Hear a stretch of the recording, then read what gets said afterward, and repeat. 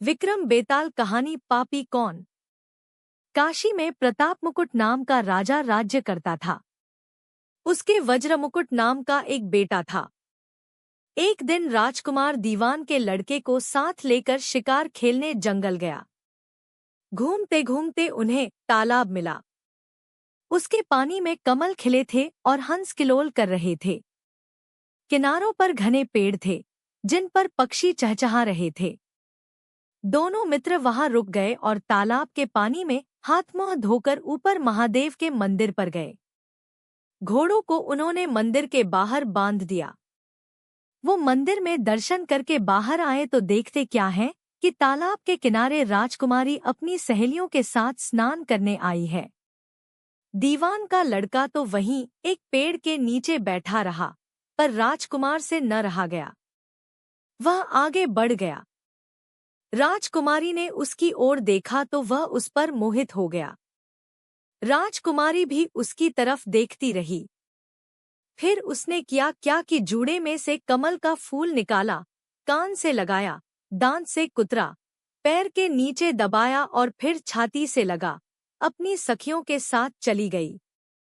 उसके जाने पर राजकुमार निराश हो अपने मित्र के पास आया और सब हाल सुनाकर बोला, मैं इस राजकुमारी के बिना नहीं रह सकता, पर मुझे न तो उसका नाम मालूम है न ठिकाना।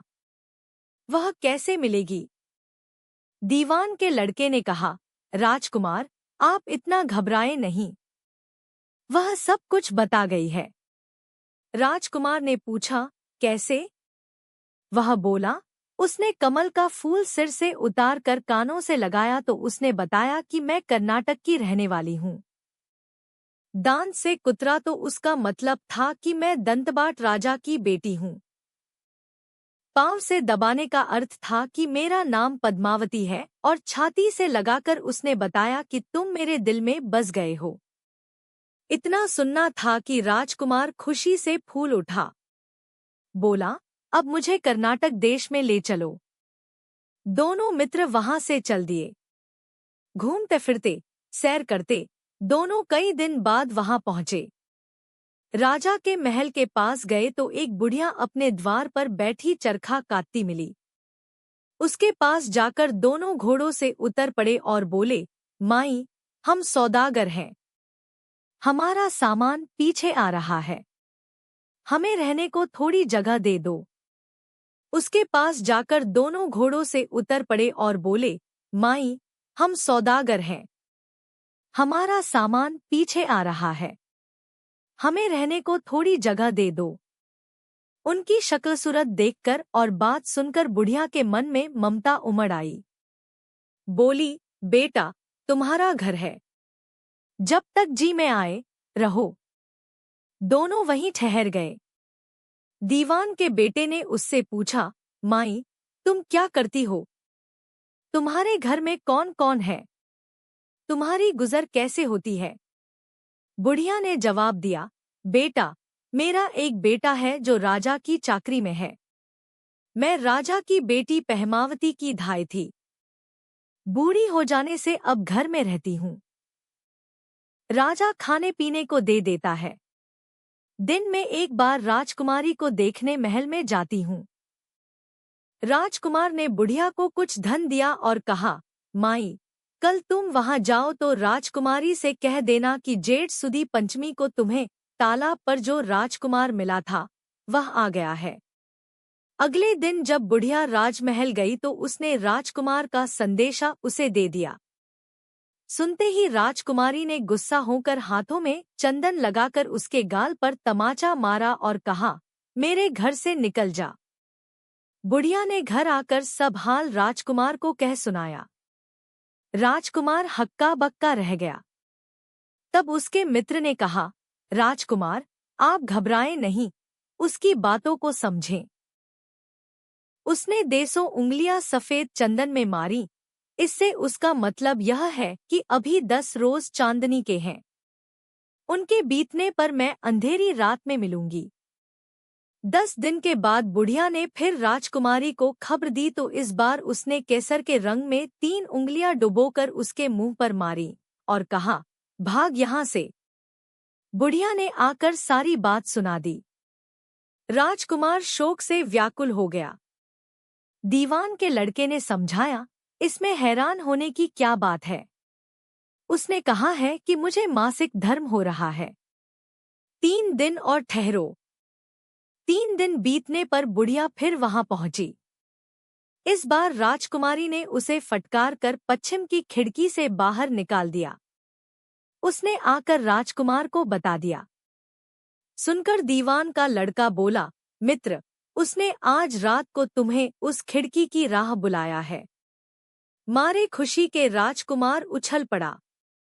समय आने पर उसने बुढ़िया की पोशाक पहनी, इत्र लगाया, हथियार बांधे। दोपहर रात बीतने पर वह महल में जा पहुंचा और खिड़की में से होकर अंदर पहुंच गया। राजकुमारी वहां तैयार खड़ी थी। वह उसे भीतर ले गई। अंदर के हाल देखकर राजकुमार की आंखें खुल गईं। एक से एक बढ़कर चीजें थी। रात भर राजकुमार राजकुमारी के साथ रहा।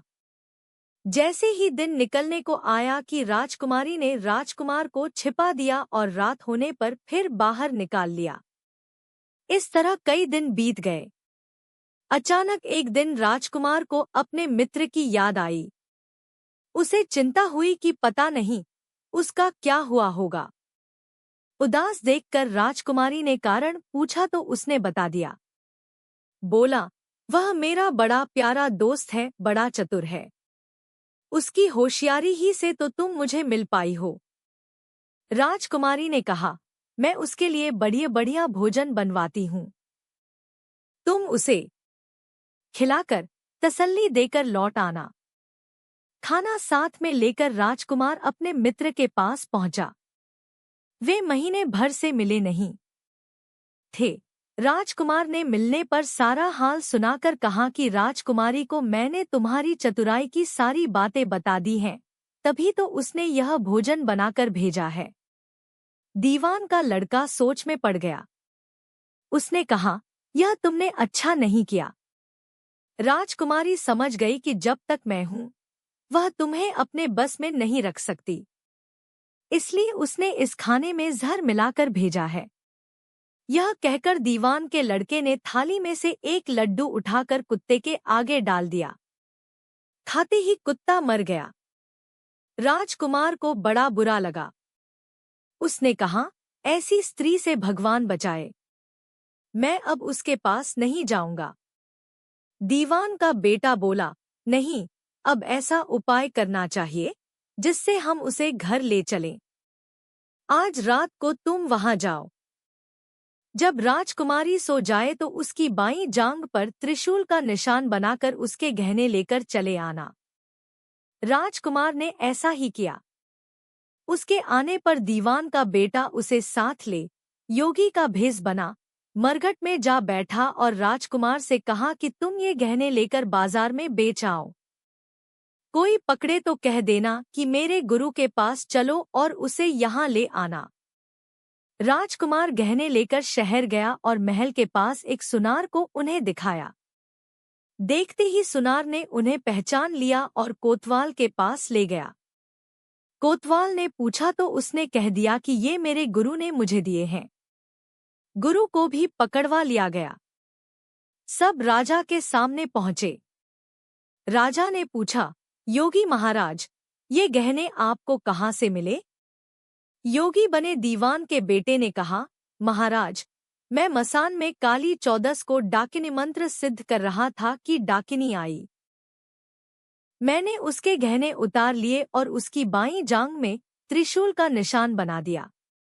इतना सुनकर राजा महल में गया और उसने रानी से कहा कि पद्मावती की बाईं जांघ पर देखो कि त्रिशूल का निशान तो नहीं है। रानी देखा तो था। राजा को बड़ा दुख हुआ। बाहर आकर वह योगी को एक और ले जाकर बोला, महाराज, धर्मशास्त्र में खोटी स्त्रियों के लिए क्या दंड है? योगी ने जवाब दिया, राजन, ब्राह्मण, गौ, स्त्री, लड़का और अपने आश्रय में रहने वाले से कोई खोटा काम हो जाए तो उसे देश निकाला दे देना चाहिए। यह सुनकर राजा ने पद्मावती को डोली में बिठाकर जंगल में छुड़वा दिया। राजकुमार और दीवान का बेटा तो ताक में बैठे ही थे। राजकुमारी को अकेली पाकर साथ ले अपने नगर में लौट आए और आनंद से रहने लगे। इतनी बात सुनाकर बेताल बोला, राजन, यह बताओ कि पाप किसको लगा है? राजा ने कहा, पाप तो राजा को लगा।